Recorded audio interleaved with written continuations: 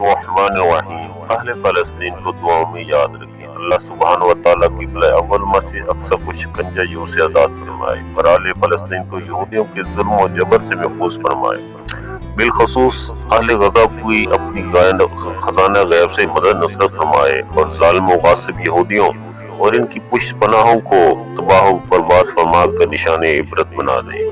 آمین۔ نیز اہل فلسطین و غزہ کے تمام دشمنوں کا تصور باندھ کر اس مسنون دعا کا خوب ورد کرے۔ اے اللہ، ہم آپ کو مسلمانوں کے دفاع کے لیے ان دشمنوں کے سامنے کرتے ہیں اور آپ کے ذریعے ہم ان دشمنوں کی شرارتوں سے پناہ مانگتے ہیں۔ اے اللہ، فلسطین کی مدد فرما، اہل غزہ کی مدد فرما۔ آمین ثم آمین۔